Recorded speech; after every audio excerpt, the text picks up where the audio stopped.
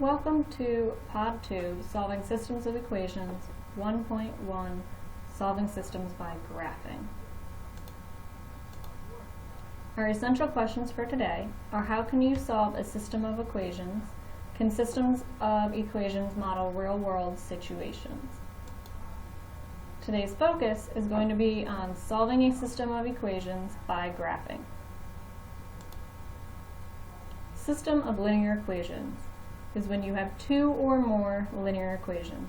For example, this would be a system of equations together. Y equals x plus 2 and y equals 3x minus 2. Solution of a system of linear equations. It's an ordered pair that works for all of the equations in the system. So the solution of a system is 2, 4. It would have to work for both of these problems. Graphing to solve a system of equations. You would graph both lines that you have, so y equals x plus 2 is your red line, and y equals 3x minus 2 is your blue line. When you graph them, you see where they cross. They cross at 2, 4, so that means your solution is 2, 4. You do need to check your answer. Plug your numbers back into both of your equations to solve. There are three types of solutions that you can have when solving systems of equations. You can have a one solution where it crosses at one point, no solution where you have two parallel lines, and infinite solutions where it's the same line.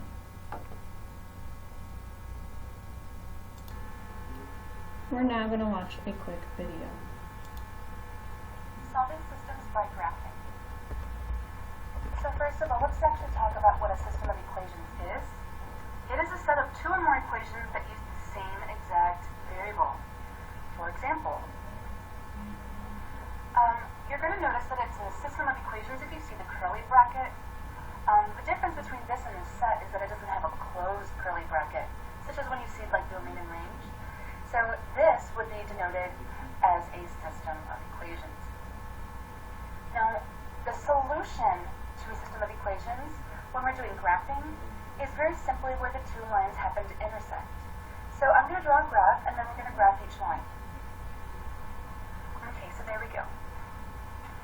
Now, let's go ahead and graph the first line. So that's going to be 2x plus 1. So I'm going to plot the first, the y-intercept. So there we go. And then my slope is 2 over 1. So that means go up 2 and over 1. So up 2, over 1.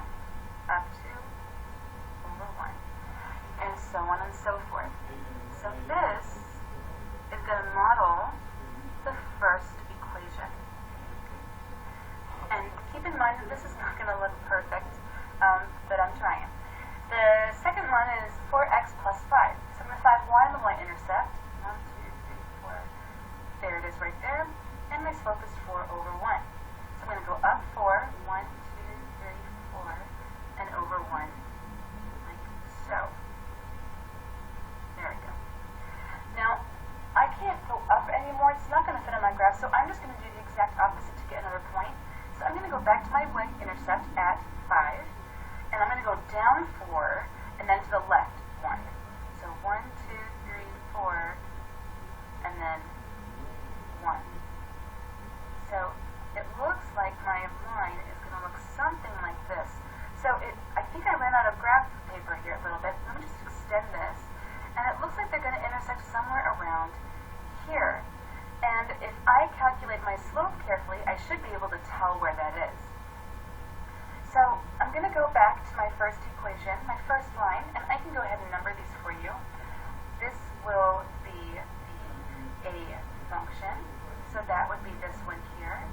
And then this can be the B function, and that will be right here. So if this were to continue to go down on the A function, I'm right now on that on the y-axis I'm at 1. So I would go down 2 and to the left 1. And then down 2 and to the left 1. And it looks like I'm finally on that other line, on the B line, but we have to double check. So let's see. From the other line 4 and over 1. So 1, 2, 3, 4 over 1. Sure enough, this is the solution, and it's at negative 2, negative 3. And if you're not sure which point I'm talking about, I'm going to highlight in orange. It is right there. That is where those two lines intersect. So to check to see if that's actually the right answer is we are going to plug in the x and y values into each equation and see if we get a true statement. So here's the a function. We're going to check this one first.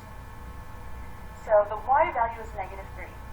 So negative 3 equals 2 times x, which I got negative 2 for, and then plus 1. Now, is this a true statement? Well, this is negative 3 equals negative 4 plus 1, which means negative 3 is equal to negative 3. So there we go, the first part worked. Now, since my page is a little full here, I'm going to jump over to the right-hand side to check the b equation. So I'm going to be right over here. I'm going to box it in so it's a little bit separate. So let's check out the b equation. So I'm going to go ahead, once again, I'm going to plug in my y value as negative 3, and 4 times negative 2, and then plus 5.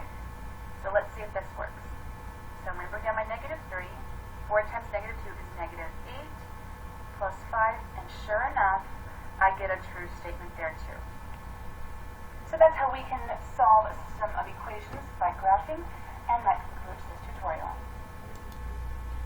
Please take a moment to pause your video and try and graph the system of equations that is up on the board. If you graphed your lines correctly, you should have the answer of negative 3, negative 11. It is consistent and independent, which means it has one solution.